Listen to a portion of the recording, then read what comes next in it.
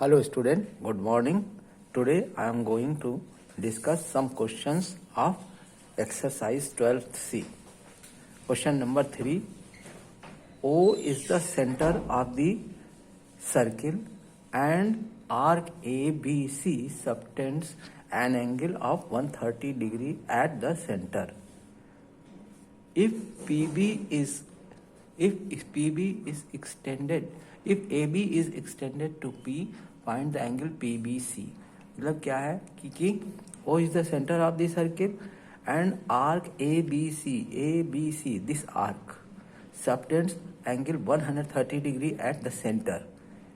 Okay तो और फिर कह रहा है कि AB is extended to P. AB को एक्सटेंड किया गया P तक, तो हमको एंगल बताना है PBC. हमने आपको बताया है कि ऐसे का ये एक्सटर्नल एंगल है और एक्सटर्नल एंगल जो है वो साइक्लिक क्वाड्रिलेटरल के इंटरनल अपोजिट एंगल के इक्वल होता है. तो हम सबसे पहले तो देखें कि ये साइक्लिक क्वाड्रिलेटरल नहीं है, इसलिए पहले इसको साइक्लिक क्वाड्रिलेटरल में कन्वर्ट करने के लिए क्या करें, हम कंस्ट्रक्शन करें और इसको ऐसे और ऐसे मिला दें. ओके तो सपोज कर लीजिए पॉइंट डी है. अब ये क्या हो गया, A B C D is a cyclic quadrilateral. तो आप सबसे क्या करेंगे, join A D and C D. Join A D and C D.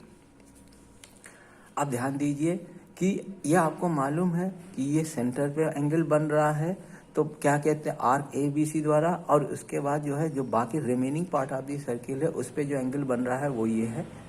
ठीक है, तो इसका क्या फार्मूला है, angle A O C, angle A O C is equal to twice of angle A D C.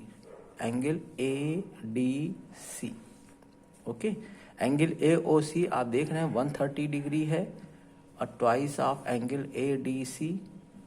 तो एंगल ए डी सी की value कितनी हो जाएगी, angle A D C equal to 130/2 equal to 65 degree. अब आपको मालूम है, ठीक है ना, क्या कि external angle is equal to internal opposite angle. Internal opposite angle कौन सी है, ये आई है. ठीक है, तो ये एंगल इसके इक्वल हो जाएगा. तो आप क्या लिखेंगे, angle P B C, angle P B C equal to angle A D C. क्यों, external angle is equal to internal opposite angle. Okay, तो angle P B C equal to 65 degree. ये हो गया. और सेकंड क्वेश्चन देखिए, question number 6 है. ठीक है, O is the centre of the given circle and measures of arc A B C is 100 degree. Measure of arc A B C is 100 degree. Determine A D C and A B C. Measure of arc A B C is 100 degree. हाँ, A B C arc जो है ये है और इसका major कहाँ मिलेगा, central angle पर, और सेंट्रल एंगल क्या हो गया 100 डिग्री. ठीक है, तो अब आपसे कह रहा है कि determine angle A D C, ये एंगल, और एंगल ए बी सी ये एंगल. ठीक है, तो ए डी सी के लिए जो सिंपल फार्मूला है कि सेंटर में बना एंगल जो remaining part of the angle का डबल होता है. तो आप क्या लिख देंगे, angle A O C, angle A O C is equal to twice of angle A D C. Angle A D C equal to half of angle A O C. तो half of angle A O C क्या हो जाएगा, 100 है, equal to 50 degree. ये निकल गया angle A D सी. अब ये देखिए तो A B C D is a cyclic quadrilateral, therefore sum of opposite angle is 180 degree. तो क्या लिख देंगे, A B C D is a cyclic quadrilateral ठीक है, तो angle A B C plus angle A D C is equal to 180 degree. ठीक है, अब एंगल ए बी सी हमें फाइंड करना है, प्लस ए डी सी आपने ये 50 डिग्री निकाला है, is equal to 180 degree. The angle A B C equal to 180 minus 50 equal to 130 degree. तो एंगल ए बी सी कितना आ गया, is equal to 130 degree. Okay, अब थर्ड क्वेश्चन देखिए। थर्ड क्वेश्चन में कह रहा है in the given figure triangle A B C is equilateral, find angle B D C and angle B E C. ये एंगल फाइंड करना है और ये एंगल फाइंड करना है, और ये कह रहा है A B C is an equilateral triangle. If A B C is an equilateral triangle then all the angles is 60 degree. Therefore, ठीक है, तो आप क्या लिखेंगे आंसर में, if triangle, since triangle A B C is an equilateral triangle,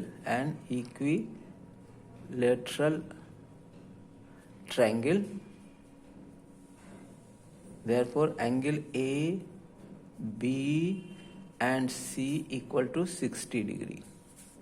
ठीक है, इसका मतलब ये कितना हो गया, 60 डिग्री हो गया।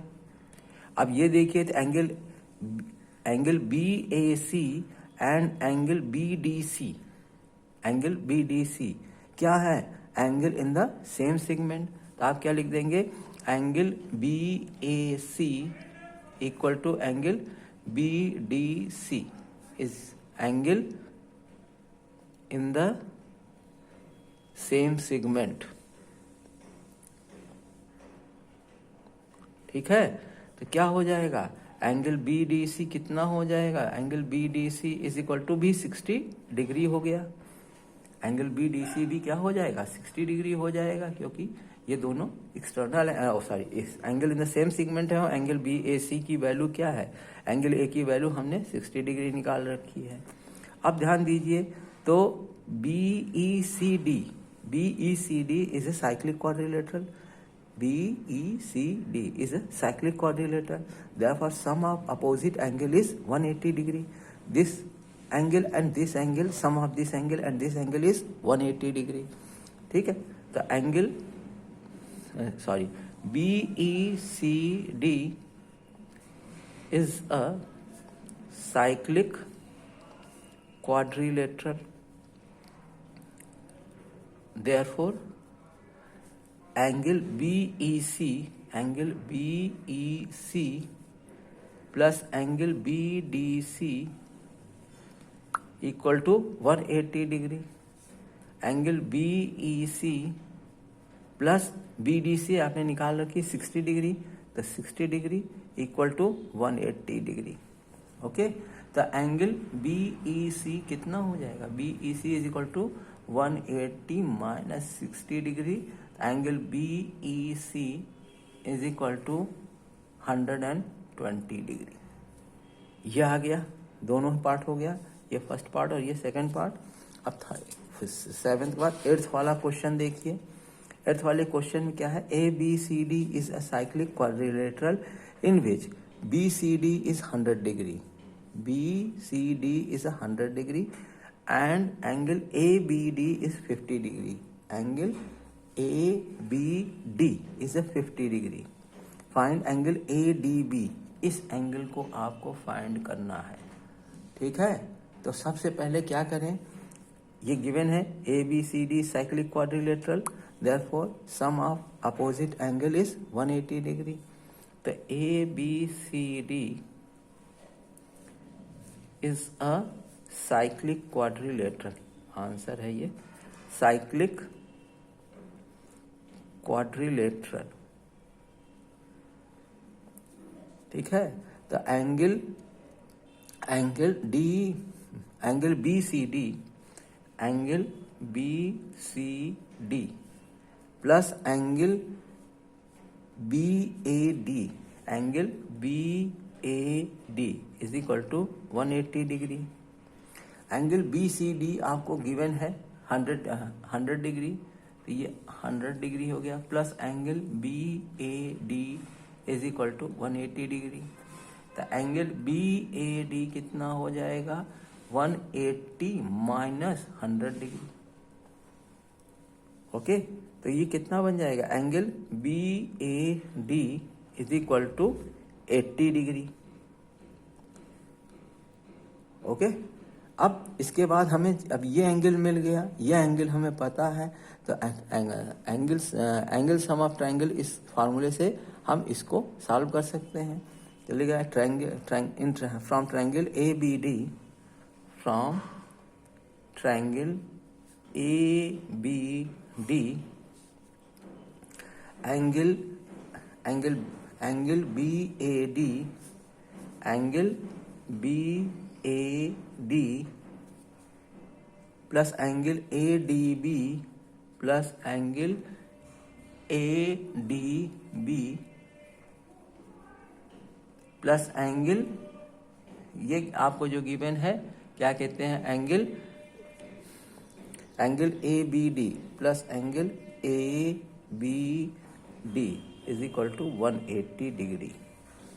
बी ए डी ये आपने अभी निकाला है 80 degree, plus A D B ये आपको निकालना है, plus angle A B D ये 50 डिग्री दिया हुआ है, इज इक्वल टू 180 डिग्री। ठीक है, ये कितना जा 130, 80 50, तो angle A D B plus 130 degree equal to 180 degree. तो angle A D B is equal to 180 minus 130 degree, तो angle A D B is equal to 50 degree. ये इसकी भी वैल्यू आ गई 50 डिग्री। ओके, ये है क्या कहते हैं चारों क्वेश्चंस। इसमें आपको जो भी और प्रॉब्लम्स हो रही हों आप उनको हमसे पूछ सकते हैं। ठीक है, अगर आपको कोई क्वेश्चन में समस्या हो रही हो तो ठीक है, और नहीं तो फिर क्या कहते हैं कि आप इस एक्सरसाइज को कंप्लीट कर लीजिए, और इसके साथ हम अगले टर्म से क्या कहते हैं वो पढ़ाएंगे प्रोबेबिलिटी की पहले थ्योरी समझाएंगे, फिर उसके बाद जो है हम आपको उस पर प्रॉब्लम्स लगवाएंगे, उसके फार्मूले बताएंगे, सारी चीज़ें करेंगे। Okay, thank you.